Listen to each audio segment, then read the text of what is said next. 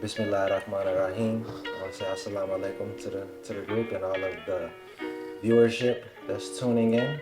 And this is another Raphael Podcast's collaboration with CIG Buffalo and Dr. Haynes' Leadership Academy.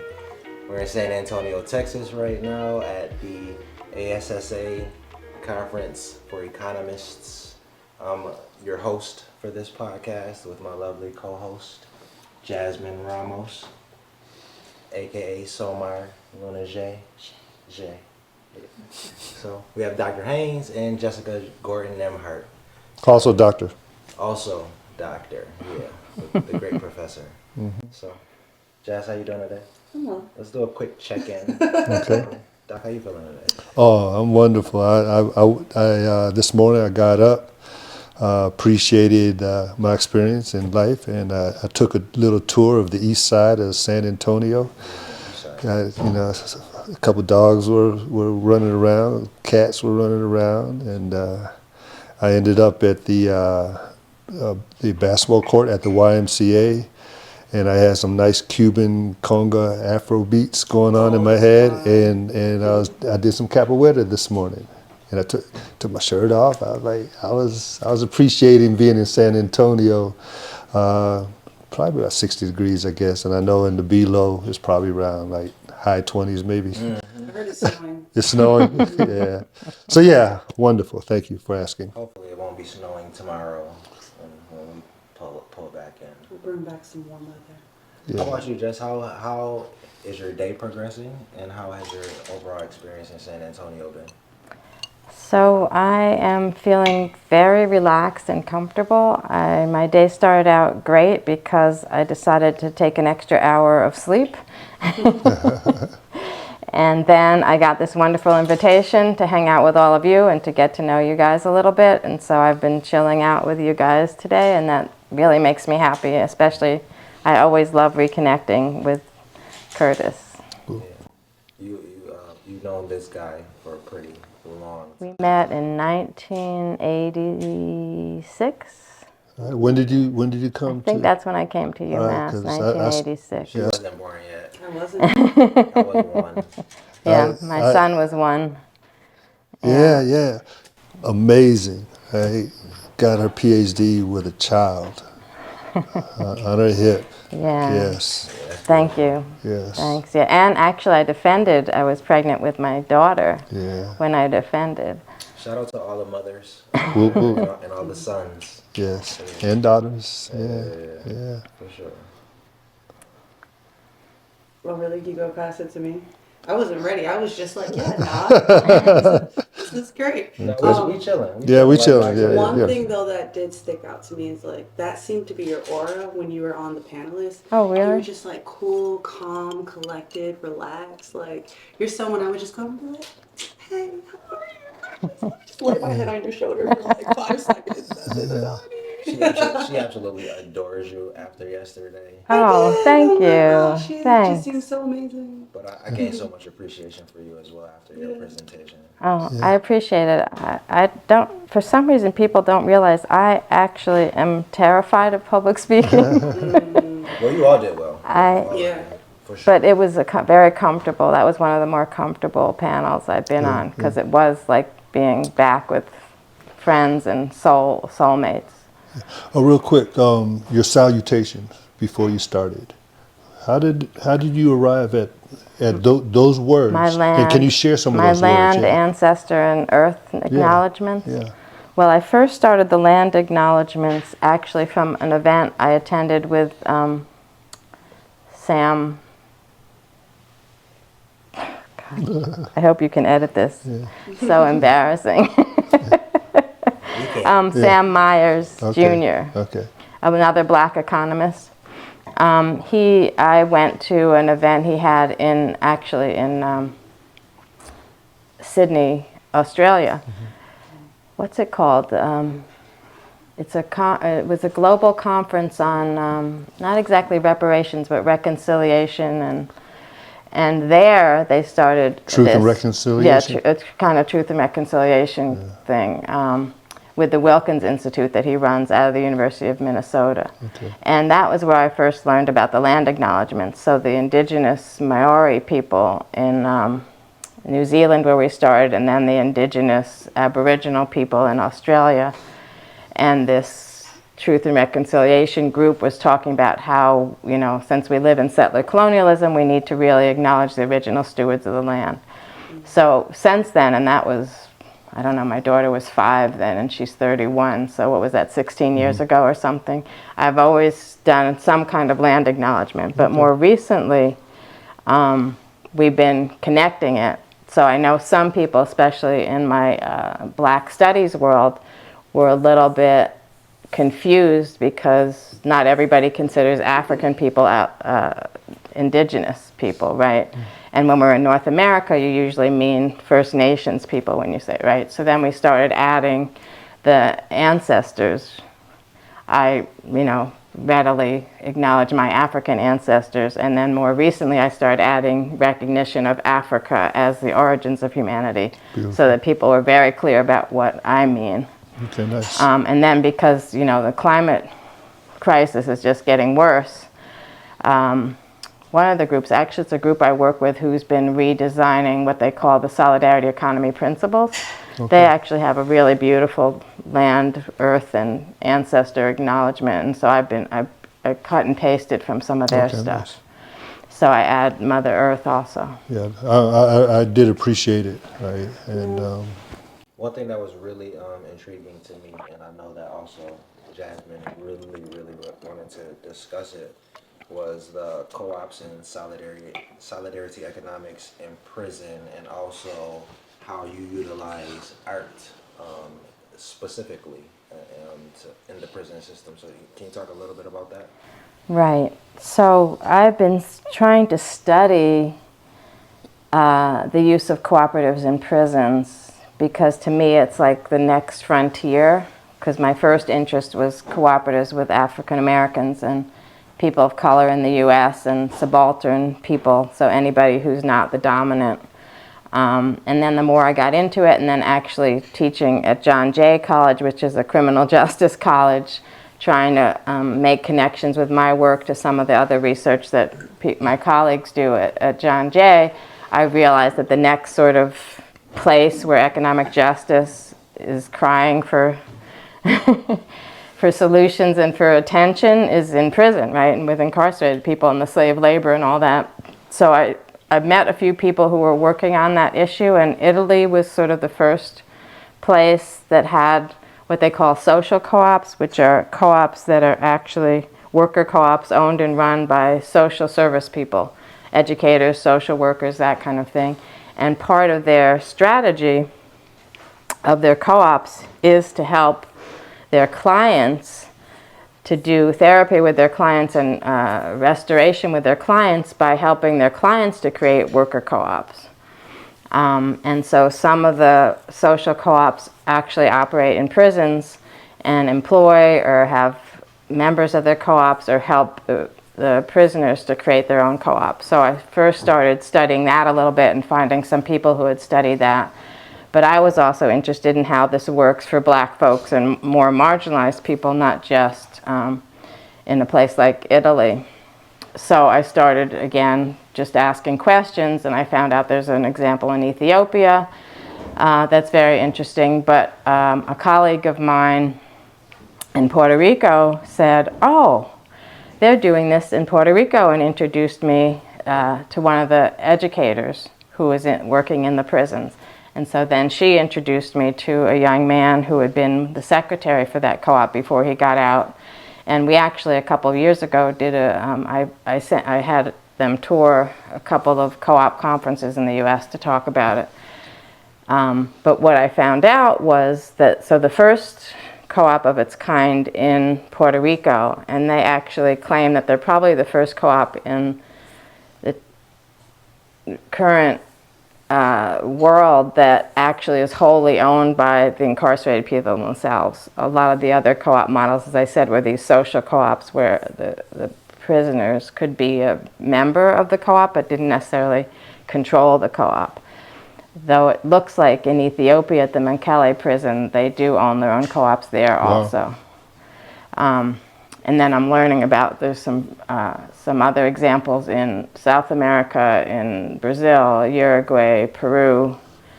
What about the therapy component of it? Right. Like what is it about cooperation that's therapy? Right. So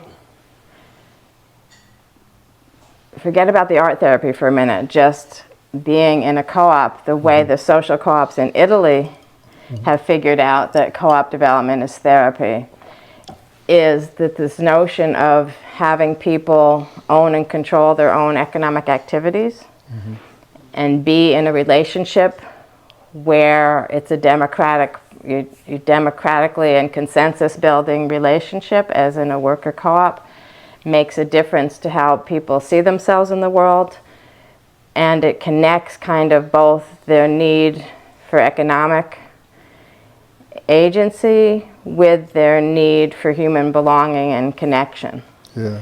And I don't know exactly, like I don't think I've read somebody say that exactly in those kind of words. Well, we saw. I know that the Italians kind of talk about it a little bit, and there's a couple of studies, but there's not a lot of research out there. But when you start to talk to people, this is what.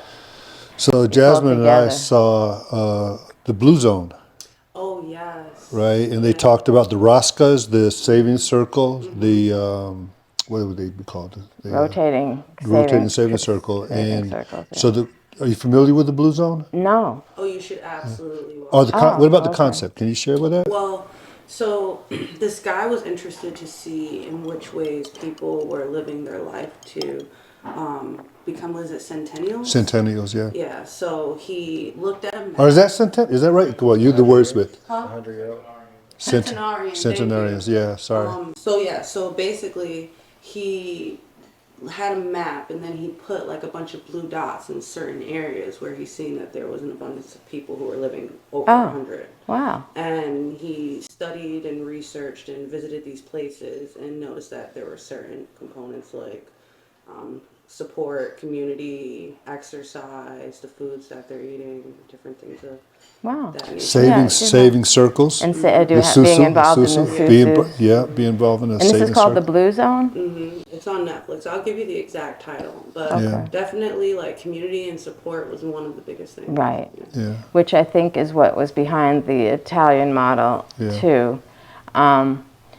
And what I'm finding in my interviews of the Puerto Ricans who are involved in these co-ops, it's coming out. I mean, they don't articulate it in the same way, but once you hear them talk about their experience, it's the same thing, the sense of community. One of the guys talked about how until he joined the co-op, he never felt connected to positive ways to communicate and work with other people. Yeah. And he finally found a group of people that listened to each other, complimented each other, and it wasn't unmanly to do that. And I don't even know if he actually used unmanly, but that kind of concept, right? That you could still be a man and you could still sort of have your respect or whatever, but you could work this way with other people. You could be making decisions that mattered. You're running a business, but that camaraderie, that sense of balance and respect and mutual. And he said something about people listening to each other, which had never occurred to me that he didn't have that before. You shared with us earlier that I believe this same. No, a different guy. Okay, well, it sounds like a real similar scenario, and I wanted to talk about the power of these therapy tools that you utilize in prison reform, because these individuals are actually being reformed, and you talked to them, but you mentioned the one guy that said he told you he made a lot of money in the streets. And you would assume that somebody like that coming to you and having these conversations about co-ops, his mentality would be like, all right, well, how can we make the most money? And even how could that money help everyone? But you said that he said his focus wasn't the money at all. Right. It was more so about the interpersonal relationships and how his perspective on them were ultimately Yeah. changing and reforming.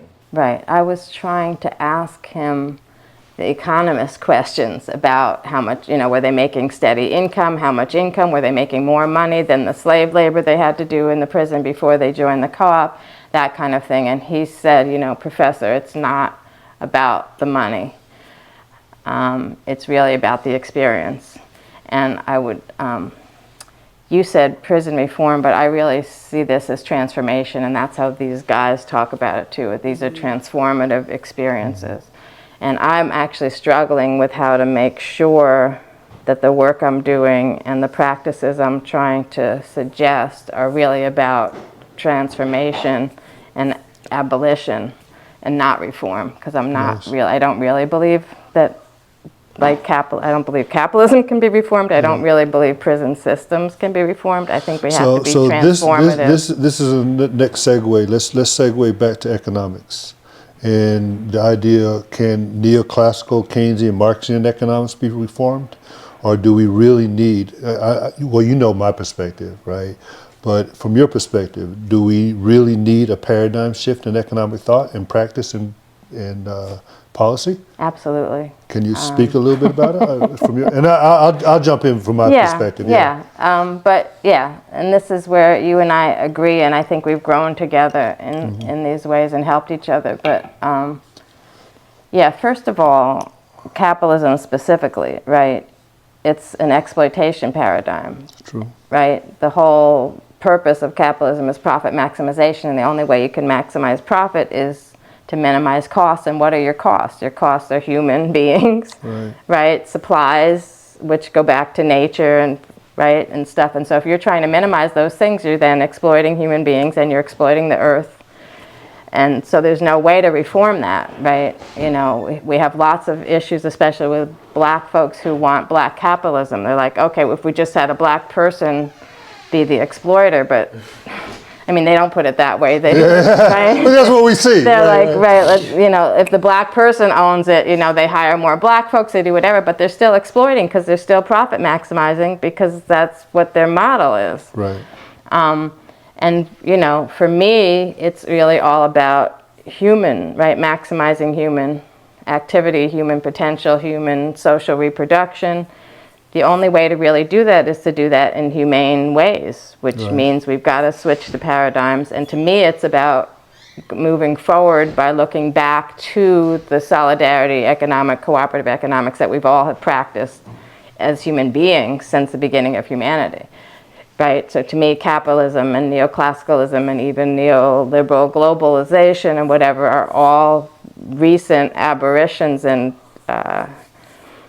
and distortions of what economics really should be. And we need to get back and perfect and transform and perfect a real humanist, human-based solidarity economic system. So I have a question for everyone, if you like. Right? I would like to know what fuels the passion for your work.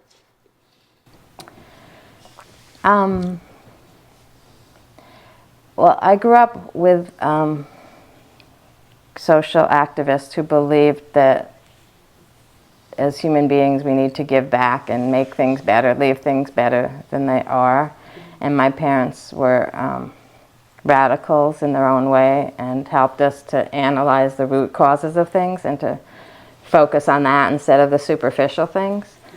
And so for me, I actually started out in literature because I love writing and literature, but I decided that wasn't a place where I could make the most difference or even make a real career. And so then I got interested first in poverty and how to address economic inequality, and then realized that poverty wasn't the problem, it was the system and exploitation that was the problem. So for me, the fueling is, so I decided I needed to be an economist so that I could have the tools to get ourselves out of, right? I saw capitalism as the problem, but if I wasn't trained as an economist, I wouldn't figure out how to thwart capitalism. Right.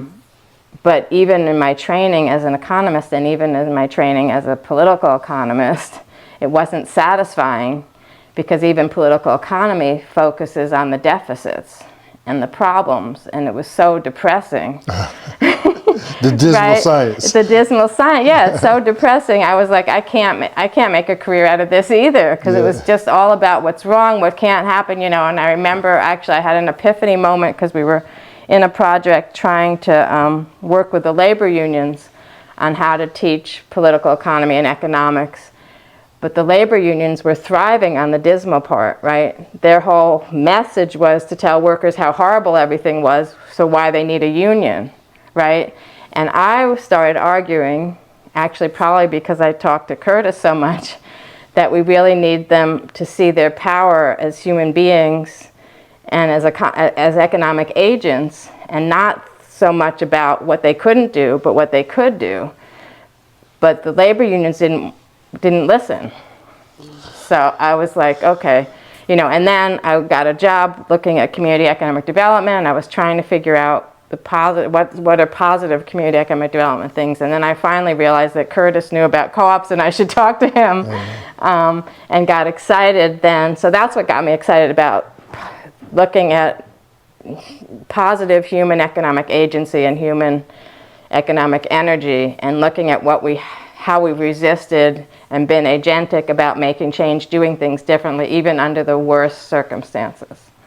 So that's what gets me excited, is looking at what people do, how we resist, how we are agentic, how we make change, how we transform ourselves, even under the most oppressive conditions.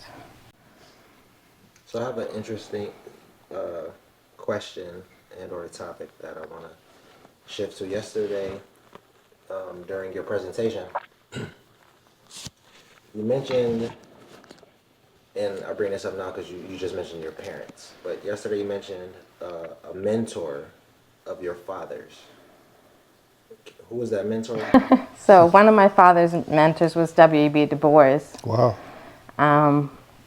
So I don't remember meeting him. Yeah. I'm like, I wonder, like, when you told Doc Yeah. that, like, was he excited, especially because wasn't there a picture of Yeah, him on the wall? that picture. Yeah. Right, yeah, and Du Bois, Du Bois wrote a lot about economic cooperation and cooperatives, and has an economic co-op vision, which the funny thing is, even though my parents were radicals and they talked about economic justice, they didn't talk about Du Bois and economic justice, except my dad used to always say in his later years that Du Bois said he thought it was really economics, not race, that was the problem, you know, that he's quoted for the problem of the 20th century is the problem of the color line. My father said that by the 50s, but actually we know it was really earlier, that Du Bois was saying actually the problem is economics. But that was as far as my dad got. He never talked about or knew that much about Du Bois's cooperative economic thought and ideas and stuff. So when I was able to connect those, actually there was a review of my book Collective Courage that said, not since Du Bois's work in 1907 has anybody pulled together this information about black co-ops. And when my dad read that, tears came to his eyes. Oh, I love that. Can you touch on maybe a little bit, because I'm super Did I curious. knock the mic? Is it okay? No, you're fine. Okay, sorry, I realized I went like that. And If you could touch on at all the relationship between your father and Du Bois, what was that relationship?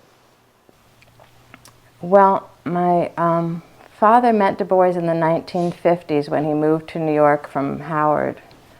And my father's an educational psychologist.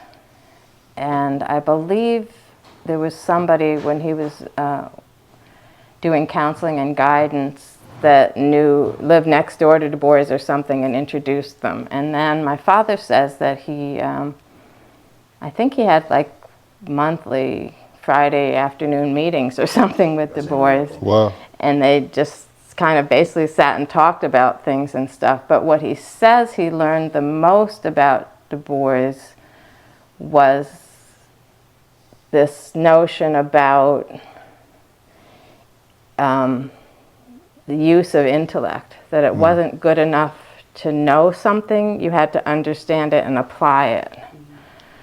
And that was the real power of knowledge and being a knowledgeable person.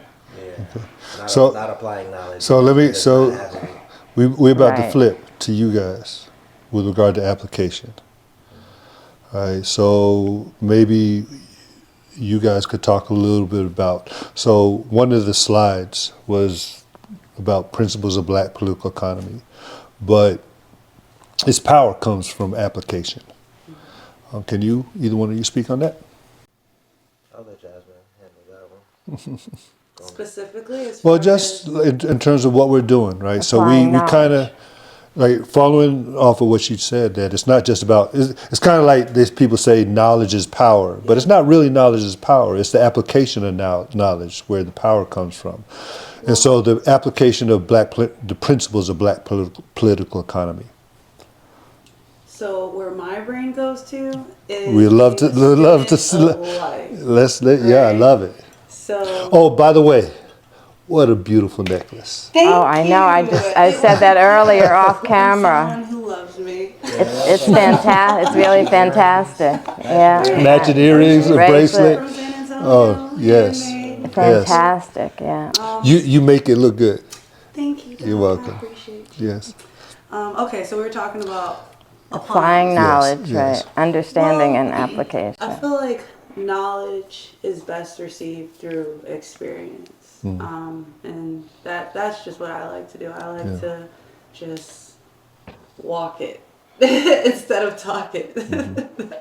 And for me, I feel like the first thing that I go towards is love, though. Yeah. I don't really focus on economy or things of that nature. I feel Have you always gone towards love? I mean, like, when did you think like love is the first thing you would go to? since I was a kid. Since you were a kid? Yeah, Yeah. because I was in spaces where I experienced lack of love being expressed. So for me, it was like, how can I be the opposite of everything around me? Like, how can I be understanding? How can I be kind? How can I be loving? How can I be giving? Even like if I'm not receiving, you know? So in those ways, like in each moment, I'm looking at myself and looking at everyone around me and figuring out in what ways can I apply that new knowledge to each moment, whether I'm great at it or whether I'm, you know, attempting to make it a part of my. Can you be great at love? Can you be great at love? I think we're all great at Yeah, love, yeah. So, but you're honestly. saying like whether I'm great at it or not. I was just wondering. Well, yeah, and the way that I worded that, because it's like there's different levels. Yeah. So in moments I might be like, yeah, I'm a great lover, but then in other ways I might be like, hey, there's ways in which I can be better. However, I have to seek that. I have to realize that there's something that's a bit uncomfortable for me to try to find that space. Let me of ask you love. this: Does can love help you put food on the table? Does it? Absolutely. Can you talk about that a little Through bit? being a lover, I've put food on my table in any place that I've been. Like Yeah. every place that I've been to, whether there seemed to be some type of, let's say, I guess some people would say struggle, especially with me being like an artist. I feel like it's been pretty easy, but it's because of my perspective. Yeah. You know, it's like I'm looking at everything and finding like the positive in it. Is so zero sum, right? Is love a zero sum game? Is it like? And what I mean by that is, like in economics, the scarcity. We kind of feel that there's just not enough. But I kind of feel like there's enough love, right? It's like if we just tap into it, there's enough, right? Like if you love, I'm loved. I mean, it's not, or our smiles, right? If I smile, doesn't mean you can't smile. Matter of fact, there's enough smiles to go around. Or if I'm not smiling, that doesn't mean that I'm not smiling on the inside. Right, yeah. So I typically define love as appreciation, appreciation. and appreciation is synonymous with gratitude. I feel like that's the Now, can highest- appreciation put food on the table? that's the highest form of expression. Appreciation also can be defined as an increase in value. So, Oh, right, nice, yeah. Yeah. So at the root of its foundation, with an increase in value, you can put food on the table. Yeah, for yeah, sure. of course. And Professor, you once said about love. Love is an overwhelming feeling of gratitude and possibility. Ooh, wee. I like that. Thank you. How He got that out of me. I hadn't even thought about it until It was you there. asked It me. was Yeah. there. I ain't put it in you. You got it out of me, though. How has what role, what significance has ideas of gratitude played in economics for you? Right. Well, the more I've been studying about solidarity economics and collective cooperation, the more I've been understanding the role of gratitude and generosity. And I don't think either of those terms really, we normally think of them as economic. We don't normally think of them as economic, but I've come to appreciate them because I see that, to me, those daily acts of economic solidarity are about gratitude and generosity, right? Gratitude that we're in with other people, and generosity that we want to help and support and be with other people and make sure that it works. And this notion that we're not expecting something back, right? That, the capitalist neoclassical economics is all about what you get, right? But solidarity economics is about what you give. Ooh, I like that. Yeah. So we're at the 10th anniversary of your book. Ooh. Yes, collective courage. Yes. Yeah, it's amazing. I can't believe it's been 10 years. Yeah. Yeah, tell us a little bit about the journey of the last 10 years. Maybe not as much leading up to the book, but the in-between time from the release of the book to now. Yeah, well, the first thing I have to say is it has astounded me at the reception. I really honestly did not expect very many people to read it. It is technically an academic book. Part of my motivation for doing it, in addition to wanting the information, wanting to get it out there, was to get tenure, to promote my career. So I thought it would sit in some libraries and a couple people would read it. So it was amazing how well it was received. And one quick example of that was I was very upset with my press because they came out only with a hardback. And when I kept asking them about the paperback, they said, oh, we have to sell 500 copies before we go to paperback, and that will take you at least 6 months. Some authors it takes a year. And I kept saying, isn't there something else we can do? People need to be able to afford the book, whatever, right? Then, about 3 weeks after it first came out, they sent me an email apologizing that they couldn't give me my first 10 free complimentary copies because they were sold out. And could I wait, was it okay? They needed to start reprinting and then they could give me the rest of my complimentary copies. Wow. And so within a month, they actually came out with the paperback. So that shows how well it already had been selling. And then the other surprise was how many activist practitioner groups were excited about it and wanted me to talk about it. And so I've had streams of interest and asking for talks, keynotes, panel discussions, workshops, etc. Sometimes I've had to say no, I've had so many. So just all the activity, and then finding all these people now. When I go into these spaces, especially there's a new growing group called the National Association of Black Cooperators, and so many of the people who have joined that tell me that they realized that there was a promise for Black cooperation because from reading my book or watching one of my videos or something like that. So that, what do you call that? The multiplier, I guess, well, now I'm thinking like an economist again, or talking like an economist, but that multiplier effect has been just astounding. What can we expect in your new preface? Well, the new preface starts with this idea about generosity, and I took it from the Lakota Wheel of Courage, and they say generosity is the highest level of cooperation. So I start the book by saying, if generosity is the highest level of cooperation, then imagine collective courage is about multiple generosities and people working together. And then I talk about both what I tried to do in the book, but also the reception that I got over the last 10 years. And I actually started to write that preface last February when I was at the social justice debates that Morehouse and George Washington University were doing. These are apparently annual debates they have with their college students.